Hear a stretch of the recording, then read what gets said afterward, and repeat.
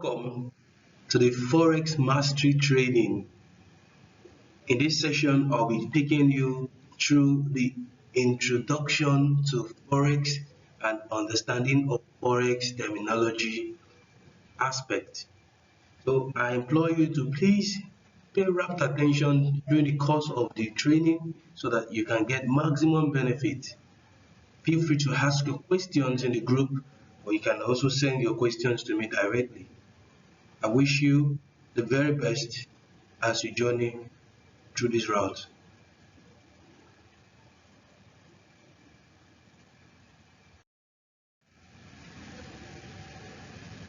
I'm going to start by giving a brief history of what Forex is, because before you venture into anything, it is important that you know what the history is. Now, the brief history of Forex, it will interest you to know that Forex is as old as man. So what it means is that from time immemorial, people have engaged in one form of Forex, which means people have exchanged one item for the other.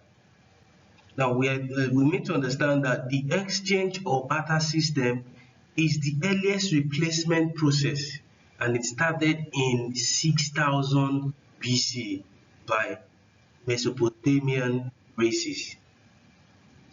Now, during this period, assets or goods were being bartered or exchanged for different interests.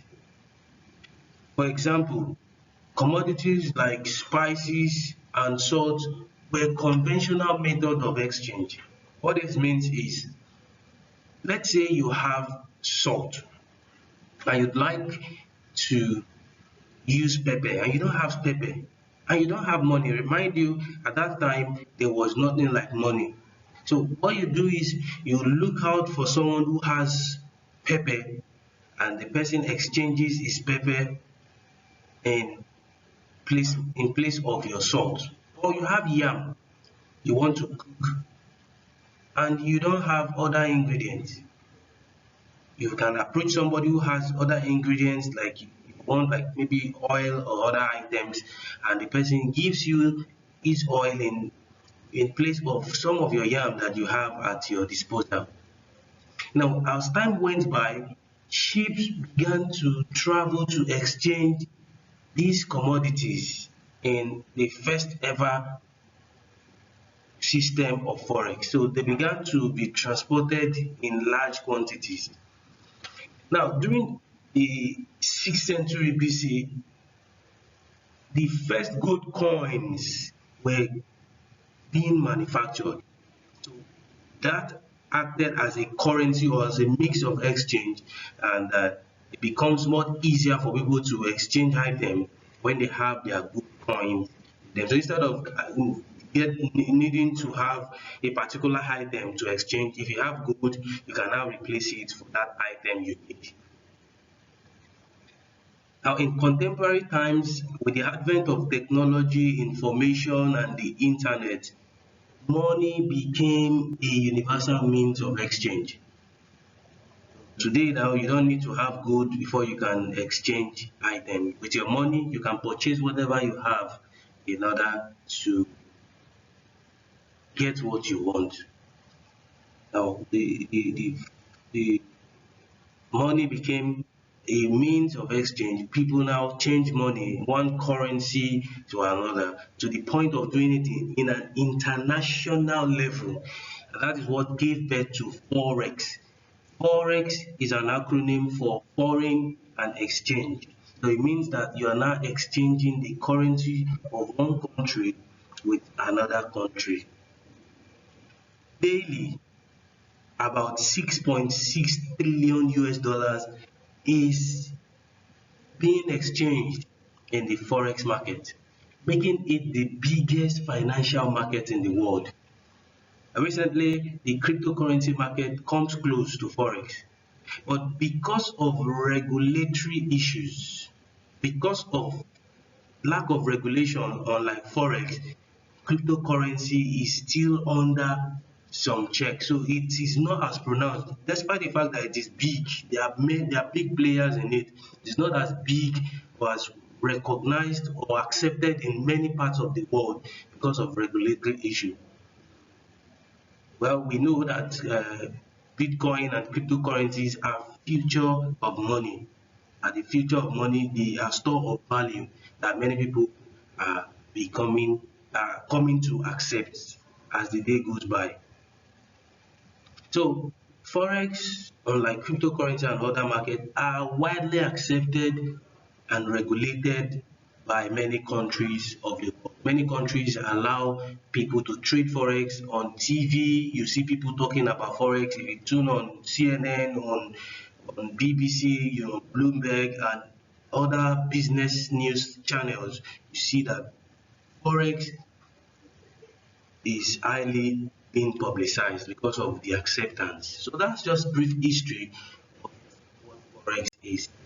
The picture here shows the history of how Forex has transformed from different stages down to our day. Now we want to talk about what is traded on the Forex market. The simple answer is money, specifically currencies. Now, when you trade, you simply purchase a virtual currency of two currency pairs. What does this mean?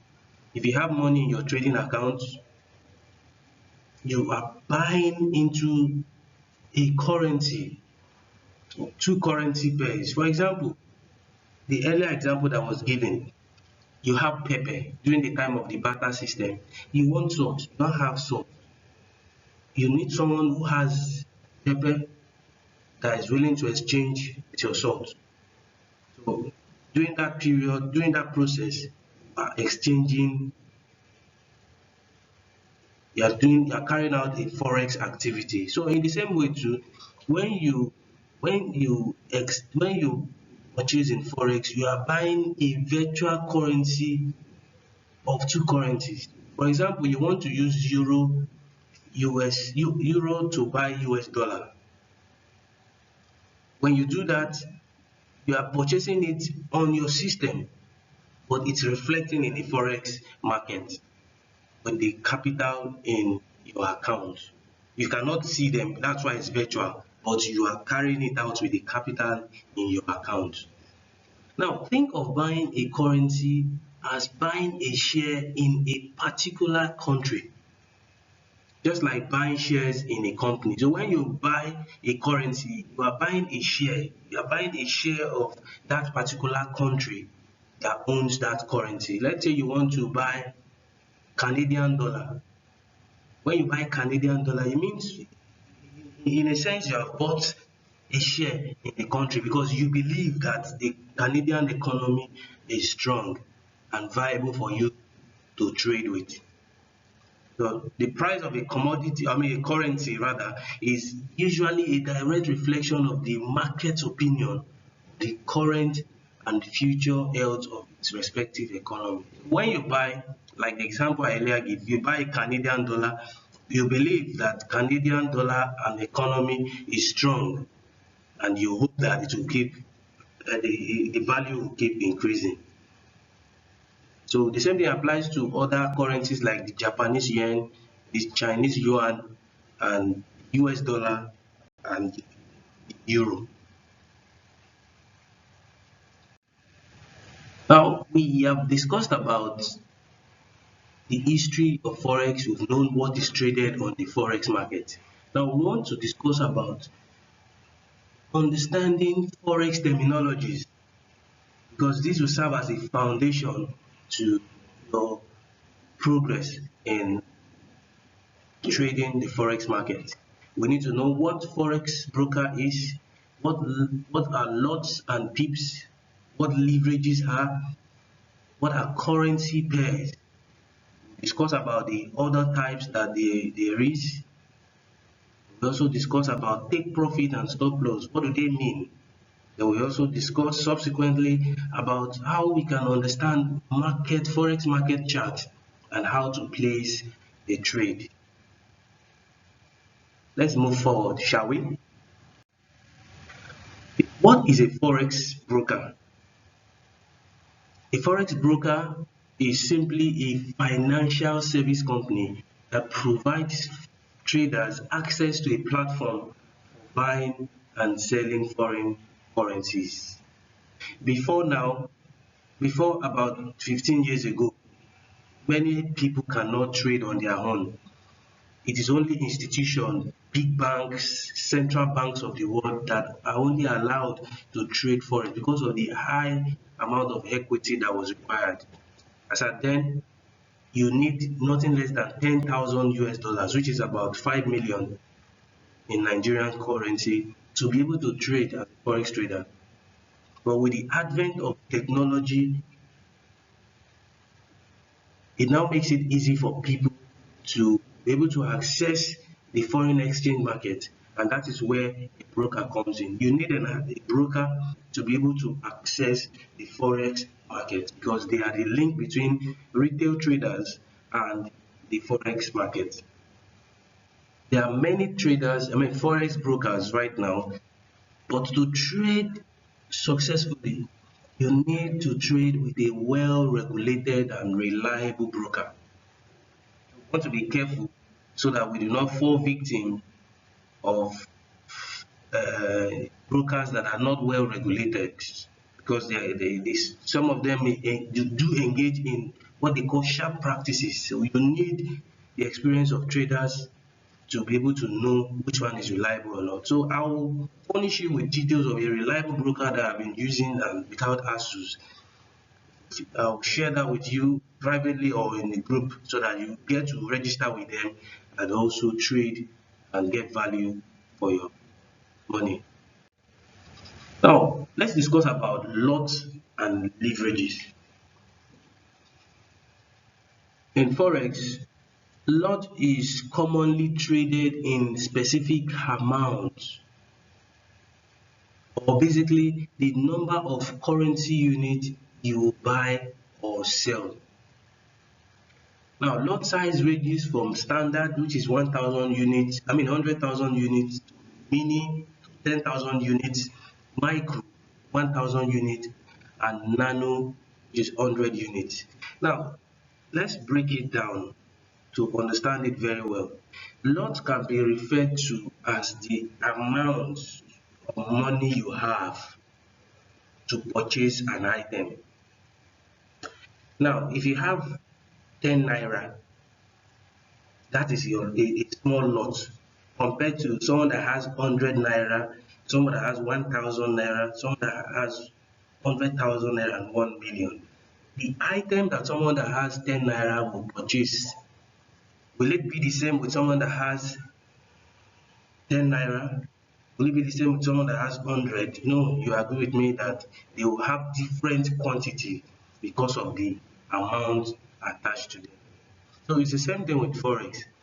Understanding of lots will help you to know how much you should be willing to stake on a particular trade to get a specific amount. For example, if your target is $10, you need to know what lot you need to use in order to get $10. You need to know what lot you need to use to get $20, to get 100, $1,000, and so forth. So the more the lots that is used, the higher the profit ratio. And also vice versa. The more the lots, the more losses that are incurred on it. So we want to be careful use of lots. Now the next thing we want to discuss is about PIP, PIPs. What are PIPs? PIP simply means percentage in profit, or others call it price interest point, but majority of traders know it as percentage in profit. In forex trading, prices of currencies usually move in pips. Just as the movement of humans are measured in distances, the movement of price from one point to another is regarded as pips. So, for example, someone was regarded to have walked 1,000 miles, 30 kilometers.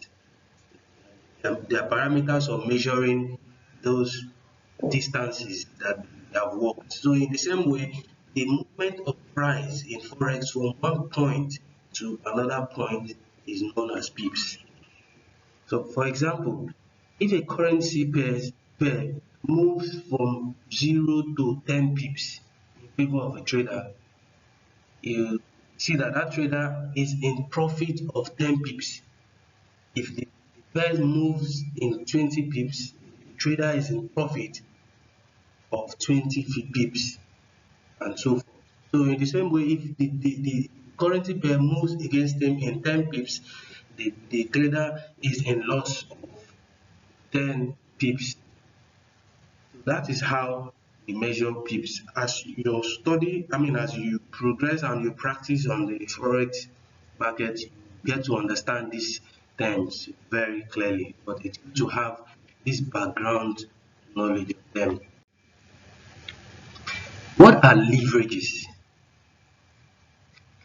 Leverage is simply a provision by the forex broker to enable a trader to control a large amount of money using very little of their own money or none and borrowing the rest. Leverage are offered to traders to enhance their profitability in forex trading.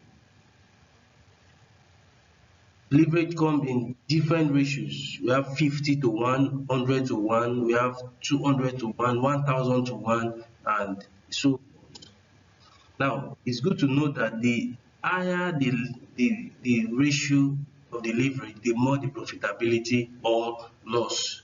So it's a two-edged sword.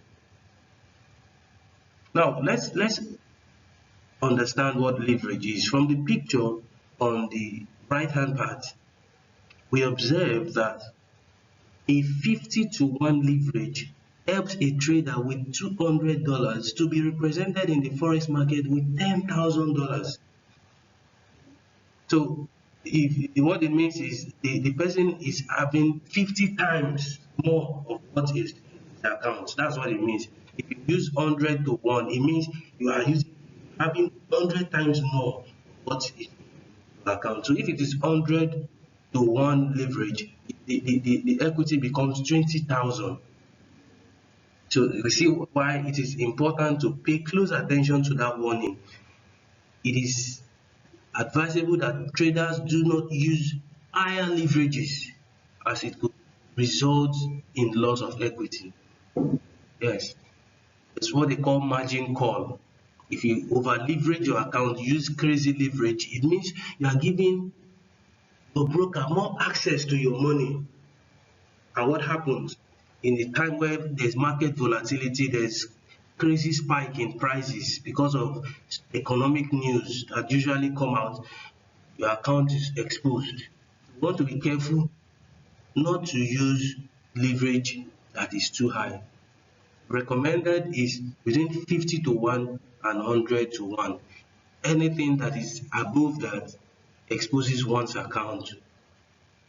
We want to pay close attention to that. So leverage, in summary, is an amount borrowed by the broker to a trader. The borrowed amount given to a trader for the trader to be able to have more access to trading the forex market.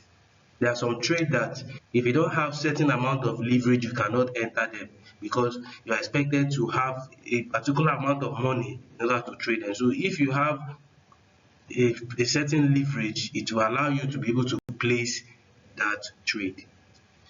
Let's move forward.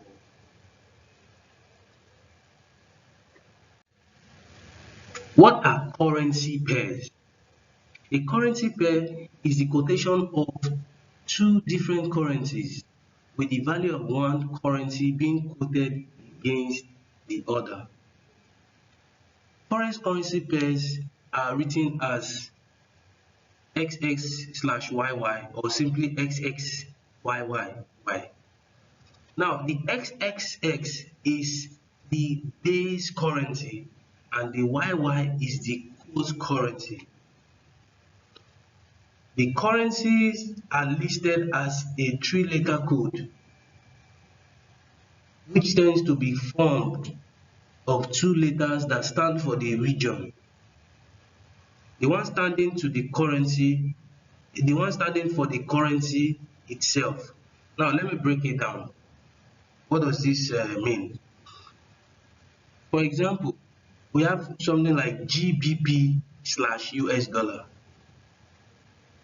This means that you are buying the Great Britain pounds and selling the US dollars. The GBP is the base currency, which means it is the money you have with you as a trader. The US dollar is the quote currency, is the money you want to buy. It's just like you having Naira in your hand and you want to use it to buy dollar. So the GBP, the base money is the money with you, while the quote currency is the money you are using it to buy. On the flip side, if you are selling US dollar with GBP, US dollar now becomes the base money that you have and GBP becomes the quote currency, that is the money you want to sell. So currency pairs are usually put in that fashion, like you see in the other picture at the top right part of the screen. You see USD and Canadian dollar, Euro USD, USD and Japanese yen, USD, Australian dollar and US dollar. So currencies are usually paired like that. That's why they are called pairs, currency pairs. As your understanding of the market grows, you get to understand it. If you have any questions on this, please feel free to drop them in the group. Now, I want to discuss about types of market orders. There are basically two types of market orders. One, the instant or market execution, and pending orders. The instant market execution, as the name implies, is an immediate order to buy or sell a currency pair at the latest price. Now, what does this mean? You open your chart, you analyze it, and you observe that the market has met all your criteria. Your analysis and everything is correct. You place an order to enter the market immediately. You want to enter it instantly in the current price of the market. So you are instructing your broker to take you into the market at that current rate that the market is selling or buying. So you are entering instantly. Pending order, on the other hand, is a predictive order type. And under pending order, we have 4 types of orders using this type of order. They are well illustrated in the picture to the right. Now we see buy stop, sell stop, buy limit, and sell limit. Now, a buy stop order is placed above price and the price keeps going up. Now, this green part that you see in that arrow near the buy stop is where the buy stop order is placed. This blue part is where the market price currently is. Now, a trader places a buy stop order anticipating the market to go up based on his analysis. He has seen that, okay, this market will go up. Okay, when it gets to this point, I want to enter this market at this point and it will take me up to buy. The sell stop is the inverse of the buy stop. Market is currently, sorry about that,